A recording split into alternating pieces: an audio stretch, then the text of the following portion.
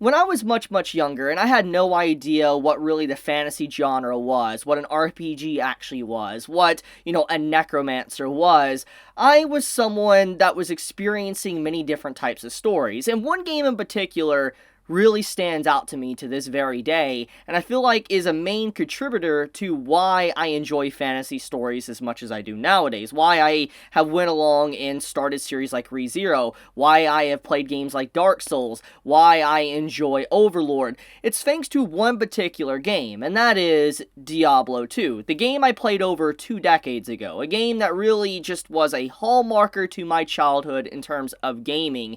And when I first laid my eyes upon Diablo 2, and there was a bunch of different, classes and characters to choose from, I shifted my attention over to the Necromancer. And the reason for it was because, for one, I always thought it was really cool that he was able to summon minions, summon the undead to be able to defend him. And when I was growing up and playing that game, I was always interested in that, being able to just see how far I can go and how many skeletons I actually could summon. And I feel like this passion and love for being able to summon things is what eventually shifted me into enjoying Overlord and giving it a shot in the first place. Because if you have no idea, Overlord, an anime series that is also getting a season 4 later this year, it is about a necromancer. Pretty much Einzelgong that, is a lich and he can summon the undead. Obviously, that isn't the main focus of the story, but he's still capable of it, which is a very big aspect that I enjoy about his character. And it's something that I've always been fond of, just seeing characters like that and the different depictions of necromantic-like abilities,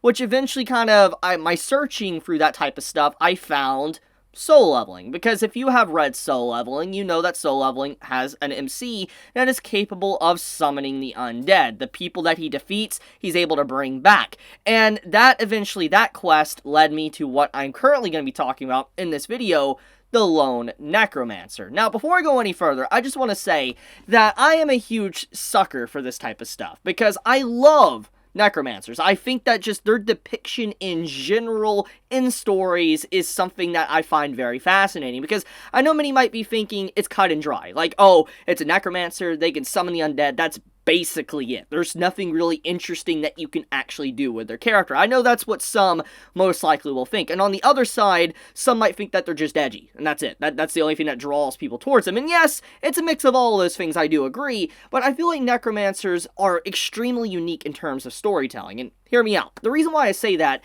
is because imagine if you're just an average individual and one day, you have the ability now to summon the undead. The overall emotion and vibe you can get from this can really mess with your psyche. Like, imagine having the ability to tamper with life and death itself, the actual cycle of life and death, and bring something back to have it actually bend to your very will.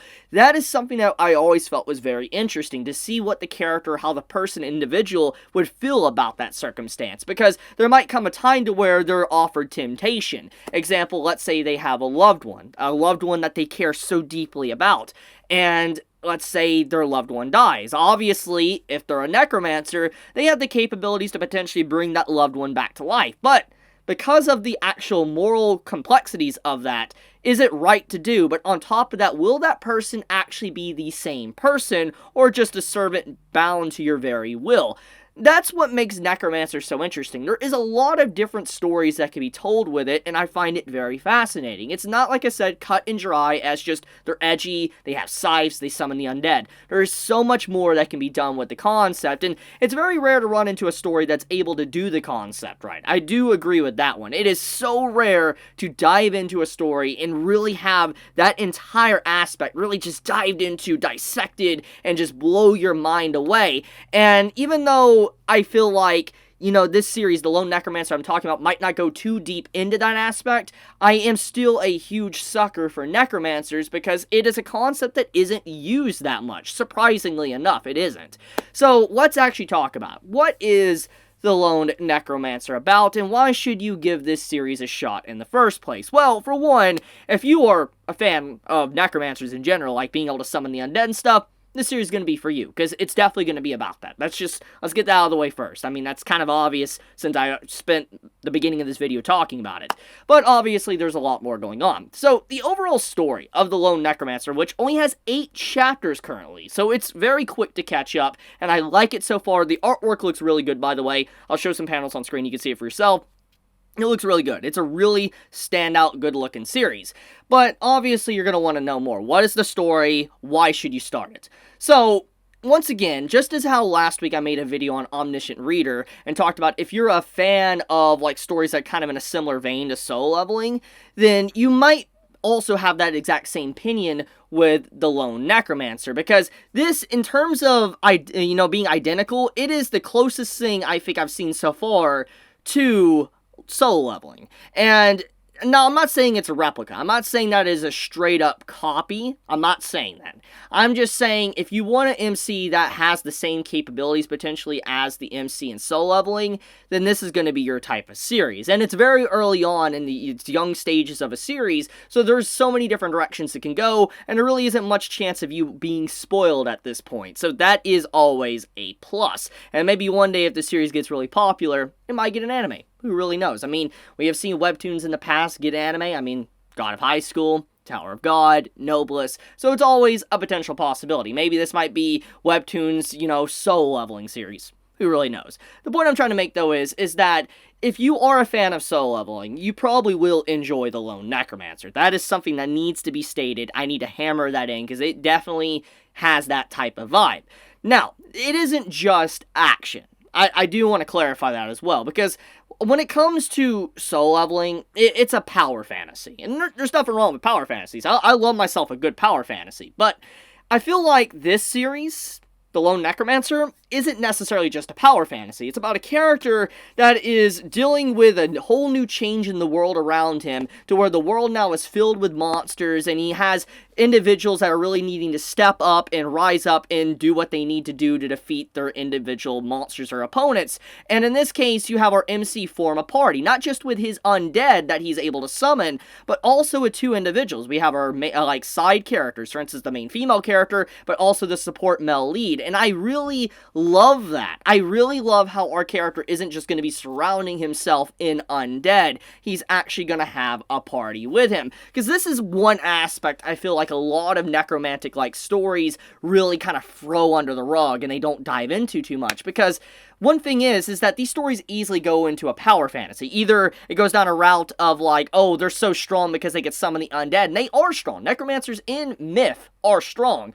But I feel like because of that, they lose track of the individual potentially having a party. Because necromancers aren't always evil. That is something I feel like is a huge misconception. Necromancers aren't evil, genuinely. Like, they can be, but they're not always. It's just their overall abilities are frowned upon because bringing the dead back. And so it's easy to kind of slip them into that type of trope of being an evil individual. But in this case, having our MC surrounded by 2 individuals that are going to be his teammates, I appreciate that greatly, because that means that he's going to have actual interaction with living beings instead of just the undead, and he's going to be able to have other people react to what he is capable of. And we're going to have growth with the characters. Because one of the biggest things I think Soul Leveling was lacking as a story, and I'm going to be straight up with you, I'm not even going to sugarcoat it, was that it was just a one-man show.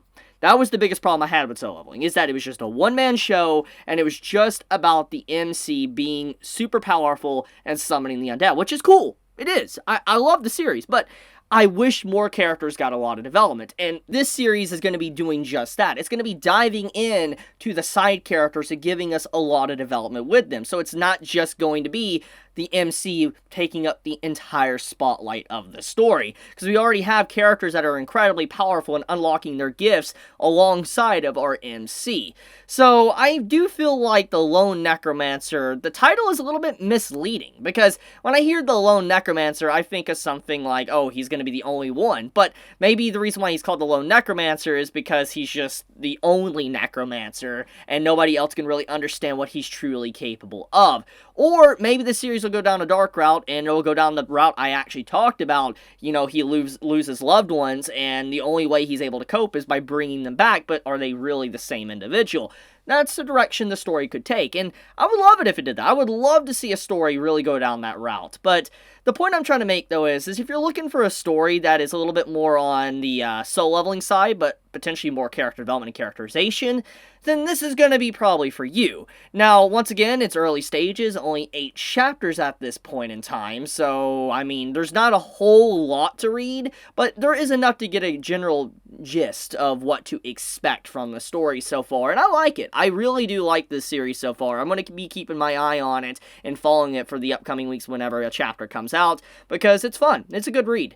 But if you are interested in reading this series, I will have it linked in the description, and just to keep transparency, if you do click on the link, it does help me out. It does. But I am recommending this series not just because of that, but I actually genuinely like this. I really do like the Lone Necromancer, because I'm a fan of these type of stories, and you call me cliche, call me, you know, I guess someone that only likes edgy stories or whatever, but I do like it.